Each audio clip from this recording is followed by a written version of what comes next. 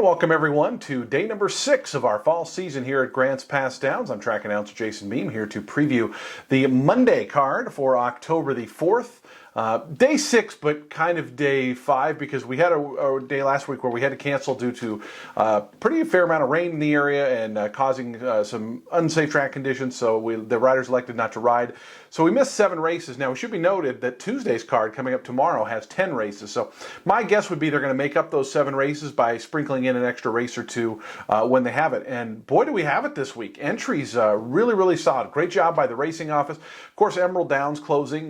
More horsemen probably going to come down here for these last 5 weeks of the season. 6 weeks of the season. We got 6 more weeks left. So really excited about that. A lot of 8s, 9s, and 10s, full gates, and just better betting opportunities. So really think these are the 2 best cards we've seen so far in this young meet, and hopefully more of the same. So great job to the racing office, and thank you to the horsemen for entering, and thank for the bettors who are going to bet on this card. We start out an 8-race card on Monday, again 10 coming up tomorrow, Tuesday. And we kick off the quarter horses. They have moved the quarter horses to the first race or first 2 races or whatever it is. So last year it was kind of more, and even in the spring it was like a thoroughbred race and then to the quarter horses, starting right off with the quarters. So they kick off the early pick 4 in here, and it's a $5,000 maiden event. And, big field of 10, a lot of lightly raced ones and a couple pretty heavily raced ones. Horses like Newport Guy, GC Lucky Cartel Dude have both had 10 and 9 chances respectively. Wave to Glory's had 7 chances. Wave to Glory's had to scratch a couple of times so far this meet, so clearly has been ready to go and is coming off a career best performance, so certainly one who could fare well. But I think in a race like this, I'm more inclined to move towards some of the lightly raced horses, just thinking that there's maybe more room for improvement. The one, J.S. Wiles Legacy, after a long layoff, fired a really good effort last time out.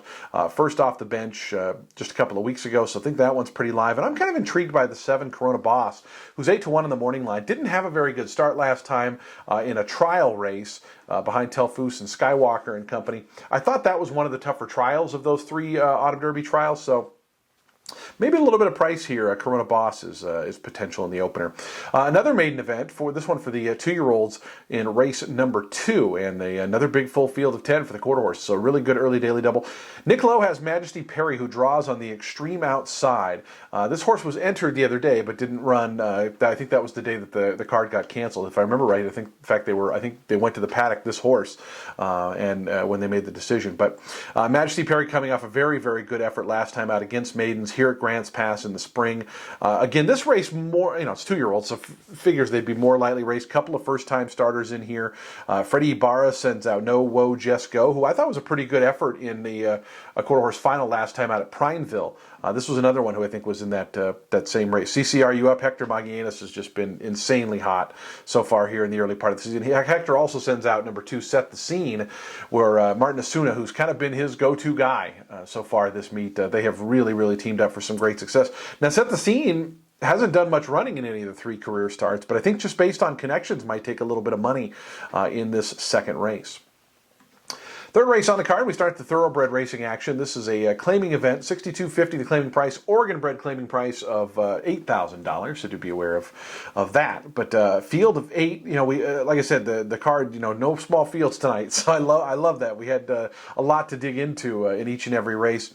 Down on the inside, Roman Rush, Jory Scriver. This horse goes first time here locally. Again, Emerald Shippers, we're going to see a lot of these, and I think that's going to be one of the questions these first couple of weeks of those horses coming down is how do they fare? In general, I would argue that the Emerald horses might have a little bit of an advantage. First of all, fitness. They've been running all summer, but also the class level up there is usually just a little bit higher, and so horse going from 3,500 open like Roman Rush is up to 6,250 here, it could be a little bit of a wash, but that's what we're going to find out. And also, how do they handle the tight turns here, half-mile tracks? So a lot of question marks in these races. Licorice Drop Pops is one who came down from Emerald and won already here at Grants Pass Downs this meeting. Trainer Jorge Rosales continues his fine 2021, and he's very good in pretty much all facets of the game percentage-wise. And Licorice Drop Pops coming off a win. Jorge's 33% when his horses are coming off a win, so he gets them in form and keeps them there. I mentioned Emerald Downs. Jesse Velasquez, Rigoberto Velasquez in the program, but a lot of us call him Jesse, brings down Crest Best Drive, who's been an ultra consistent type. They claimed this horse 2-back, ran at Emerald once, didn't run very well at all, but takes a bit of a drop here. That was an optional claiming 7,500, and so I think well spotted. And Jesse came down last year after Emerald and fared pretty well, so I would not be surprised at all to see his horses do well. This is a tough race. I mean, you can make a case for Pure Pursuit up front. Billy Christian has Dreamer's Reality. Billy, of course, off to a very fast start this meet. Quinn Howie is always off to a fast start. Won with Gray Gem last time out on the lead, but there's going to be a lot of early pace pressure in this race. I thought a really, really fun race, the third race, going 6 furlongs too. Those races, we've seen a few of them fall apart. We've seen some others where they go gate to wire, but the distance to me is a little tricky here because you have basically a quarter mile to establish your position before that first turn, whereas the fourth race, which is a 5 furlong race, just an open, non-conditional allowance, 5 furlongs, it's kind of a mad dash. Now, you have speed on the rail in Extra Fine Xtina, and then you have a lot of speed toward the outside, Chief's Little Pearl and Hold That Smile. These are 3 horses who, in general, kind of want and kind of need to lead. And so going 5/8, if one of them sneaks away, could be very dangerous. If they all go at it, could set up for the closers. And there's some good closers in here. Blowing Bayou, I think, might be finding itself in a pretty good trip because this horse likes to be forwardly placed, but not necessarily up on the lead. Now, Miss Important, who's coming off the win in the Siskiyou Stakes, this horse has just been a fantastic claim for Bern Kent, the owner. He claimed it for $10,000 last spring, and the horse has had a very productive year. Won 2 straight stakes off of that claim. They went down up to Emerald, did okay, went to the fairs, and then now back to Grants Pass Downs. But she likes to get a little far back, and this is going 5 furlongs, which maybe her best distances might be a little bit longer. So, but you can't complain about the pace that she's going to get to run into either. So, like I said, this early, I mean, really the whole card, but this early part of the card, Thoroughbred Rise, I think very, very interesting.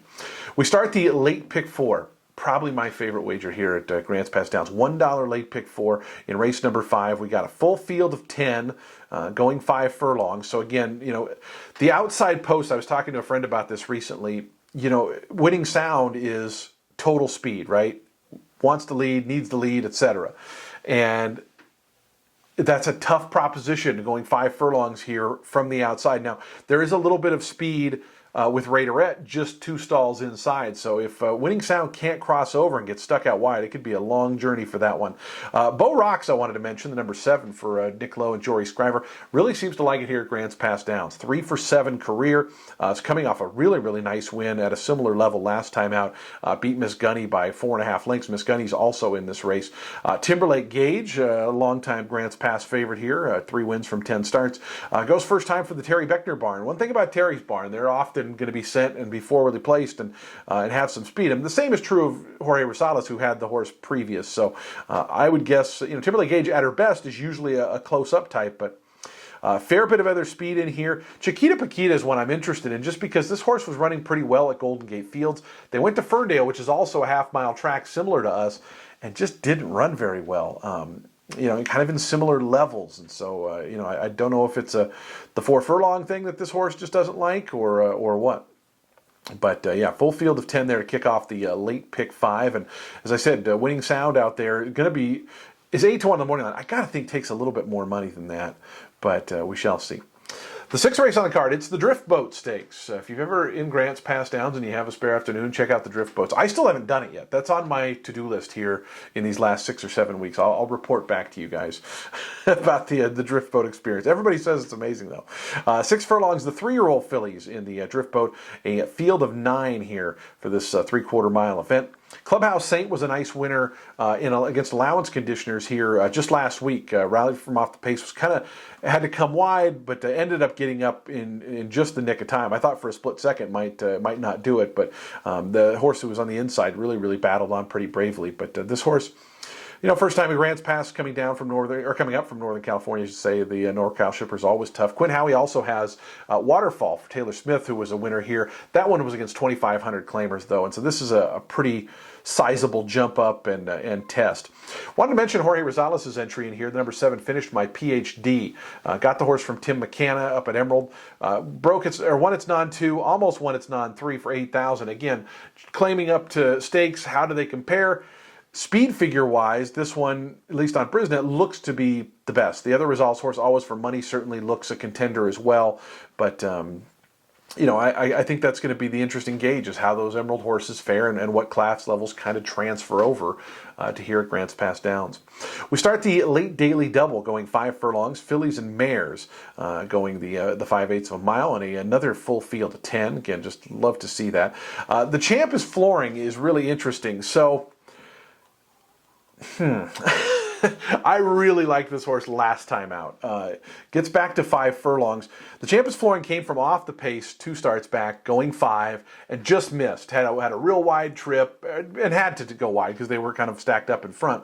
Got a pretty easy lead last time going 6 against better, and just couldn't hold off Dutch Mama. I didn't think there was any way going down the backstretch the Champ is Flooring was losing last time. I think the distance might have been the issue, though. And so if this horse can be a little closer up and gets that cutback, maybe an interesting horse here at 5-1.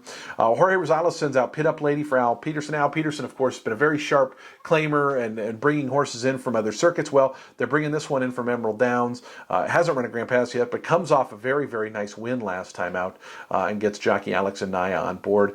Cosmic Tripster shows up in here, kind of a perennial favorite of mine. We've seen a bunch of times over the years. Generally likes to be forwardly placed if able to.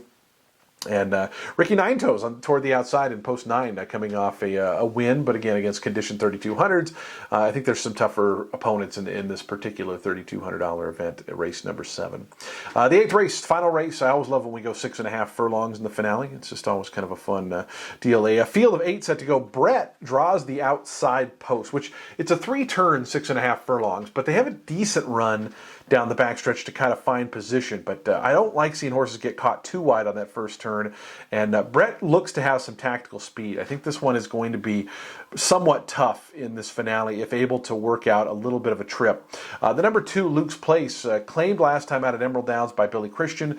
This horse is a maiden running against winners, which is always a little bit confusing because we do have plenty of maiden races here at Grants Pass Downs. But Billy's also a over 20% barn from over 100 starts. So who am I to question the great Bill Christian? So anyway, but I think based on the connections, the horse is going to take some money, but it's really tough to take a maiden against winners, I guess is what I'm getting at. And so to me, Brett kind of looked like the one in the finale. But just a quick look at the 8-race card for Monday. Again, 10 races tomorrow. Should be some great cards. Really excited about these full fields, and they're just fun handicapping puzzles when you can get the gates full, and it's just better for everybody involved. So thanks for watching, and we wish you the best of luck tonight here at Grants Pass Downs.